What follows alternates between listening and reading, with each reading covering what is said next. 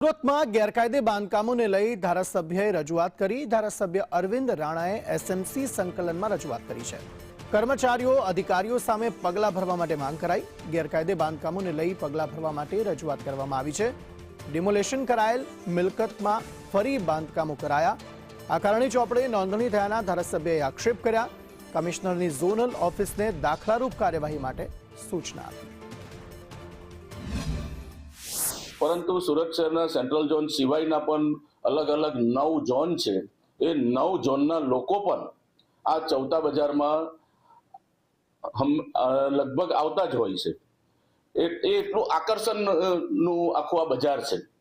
તો આ બજારને કાયમી માટે એનું એવું આયોજન થવું જોઈએ કે જે આયોજન દ્વારા અહીંયા થતો વાહન વ્યવહાર છે એ વાહન વ્યવહાર બંધ કરવામાં આવે અને અહીંયાની એક ઓથોરિટી નક્કી કરવામાં આવે। જેમ અલગ અલગ રાજ્યમાં ને અલગ અલગ શહેરોમાં ને અલગ અલગ દેશોમાં આવા પૌરાણિક જે બજારો છે એને સાચવવાની જે એ લોકોએ તાકીદ લીધી છે એવી તાકીદ કરવામાં આવે અને આનો વાહન વ્યવહાર માટે એને બંધ કરવામાં આવે અને એ વિસ્તારની અંદર પોલીસના વાહનો, ઇમરજન્સીના વાહનો એ બધા ચાલી શકે, જઈ શકે એવી રીતે એક આખું એ બજારને પણ રક્ષણ થાય, લોકોનું પણ રક્ષણ થાય અને સ્થાનિક આવનાર જનારને પણ કોઈ પ્રશ્ન નહીં રહે એવી રીતનું આયોજન કરવા માટે આવનારા દિવસોમાં અમે સુરત મહાનગરપાલિકા અને પોલીસ કમિશનર શ્રીને પણ આ અંગે રજૂઆત કરવાના છે।